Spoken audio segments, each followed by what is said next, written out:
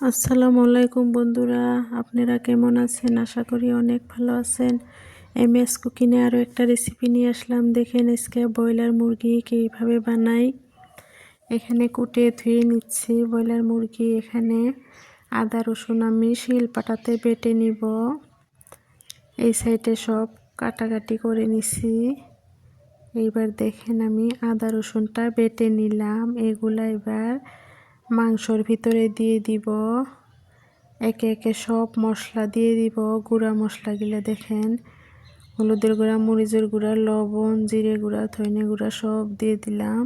দিয়ে এবার সরষের তেল দিয়ে দিলাম। দিয়ে ভালোভাবে হাত দিয়ে মাখাইয়ে নিব। মাটির চুলায় আমি রান্নাটা করব। দেখেন আমি চুলাটা ধরে নিলাম, কড়াই দিয়ে দিলাম। কড়াই গরম হয়ে গেছে। এবার তেল দিয়ে আমি পেঁয়াজ কুচি আর মরিচ কুচি দিয়ে দিচ্ছি। দেখেন দিয়ে দিলাম। এবার ভেজে নিচ্ছি। এবার জিরা আর তেজপাতা দিয়ে দিব। দিয়ে ভালোভাবে ভেজে নিব।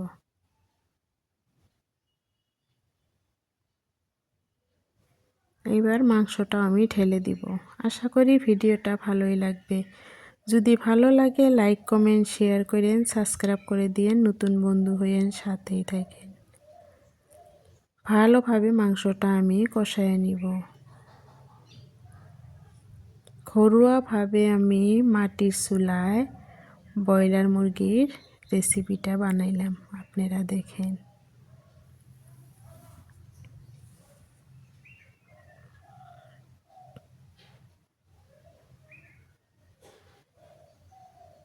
ব্রয়লার মুরগিটা ভালোভাবে কষাতে হয়।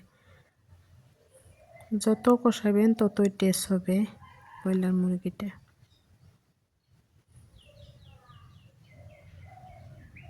পানি দিয়ে দিলাম। এবার পানি দিয়ে ভালোভাবে কষায় নিব।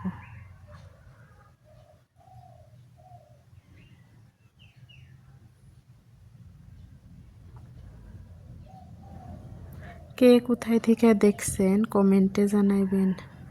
আর একটা লাইক দিয়ে পুরো ভিডিওটা দেখবেন। আপনাদের একটা লাইকে আমার ভিডিও করার উৎসাহ বাড়ায়। দেখেন কষাতে কষাতে পানিটা শুকায় গেল, কালারটাও চেঞ্জ হয়েছে। এবার আরও অল্প পানি দিয়ে দিলাম। এবার দিলাম ঝোলের পানি।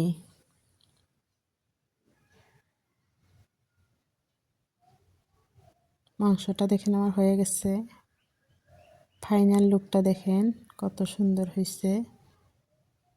আপনারা ভালো থাকবেন, সুস্থ থাকবেন। পরবর্তী ভিডিওতে দেখা হবে। আল্লাহ হাফেজ।